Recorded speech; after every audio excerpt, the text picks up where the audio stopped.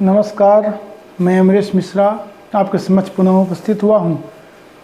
अपने कर्म को सुंदर कैसे बनाएं, अच्छा कैसे बनाएं, उस एपिसोड में अपनी बात को आपके समक्ष रख रहा हूँ।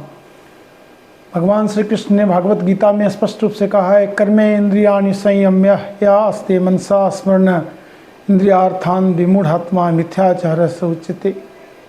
Those persons who are not able to control their senses and are always in thinking mood of what has to be done for the senses, for the attachment of the senses, for the pleasure of senses, but in outward manner they used to decide all type of senses pleasure. Those people are called mithyachari or false, living in false ego and false air.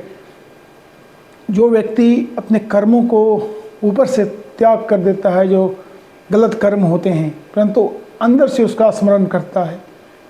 इंद्रियाणि च संयम्य या आस्ते मनसा स्मरण इंद्रिया अर्थान विमूढ़ात्मा मिथ्याचार से उच्यते। जो व्यक्ति इंद्रियों को बाहर से कंट्रोल कर लेता है परंतु आंतरिक रूप से उसका स्मरण छोड़ता नहीं, मतलब मनसा वो संयमी नहीं है और कर्मणा वह संयमी है, वैसे लोगों को भी भगवान श्री कृष्ण ने मिथ्याचारी बताया है। मिथ्याचार स उच्यते। Those people are called living in false consciousness and a spreader of falsity. So you can understand, आपको जो संयम धारण करने हैं वो मनसा, कर्मणा और वाचा तीनों करने हैं। ऐसा नहीं कि आप अगर संयम से रहते हो, कर्मों को आपने समेट लिया है, यदा सम्मारते चायम कुर्मो अंगानि व सर्वसः इंद्रियाणि इंद्रिया अर्थेभ्य तस्य प्रज्ञा प्रतिष्ठिता। जो कछुए के समान अपने सारे अंगों को समेट लिया है, तो वैसे लोग को भी संयमी कहा गया है।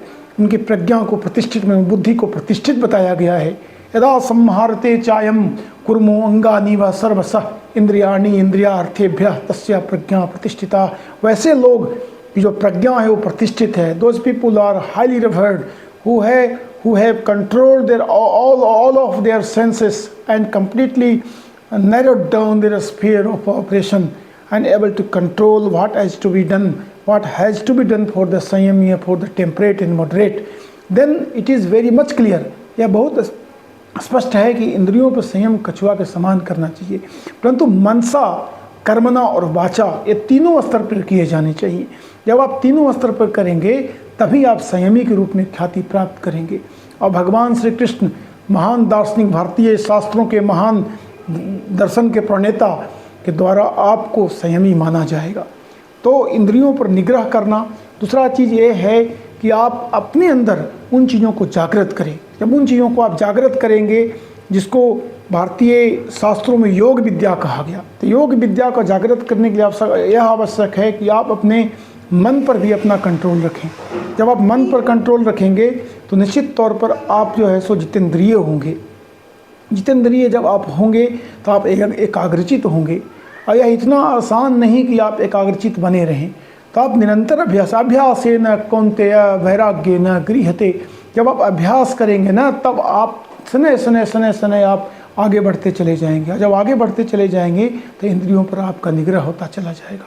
तो आप इनको प्रयोग में लाएं, धीरे धीरे इन पर अभ्यास करें। शुचौ देश प्रतिष्ठाप्य योगात् चलित मानस नात्यो नीचम नाति नीचम चैलाजिन कुशोत्तरम समाप्रेक्षण नासिकाग्रम तुम। मतलब नासिका के अग्रभाग पर ध्यान केंद्रित करें। मनसा, कर्मणा और वाचा तीनों में संयम रखें। अपने इंद्रियों को कछुआ के समान समेट करके रखें। मन को संतुलित रखें और भगवत भक्ति करें। जब आप भगवत भक्ति करेंगे तो आप धीरे धीरे एकाग्रचित होकर के दुखों से छूट जाएंगे। इन को अभ्यास करके अपने कर्म को आप सुंदर कर सकते हैं। आज के लिए इतना ही, मुझे इजाज़त दीजिए। नमस्कार। अगर चैनल अच्छा लगा हो तो सब्सक्राइब करिए, लाइक करिए, कमेंट करिए। धन्यवाद।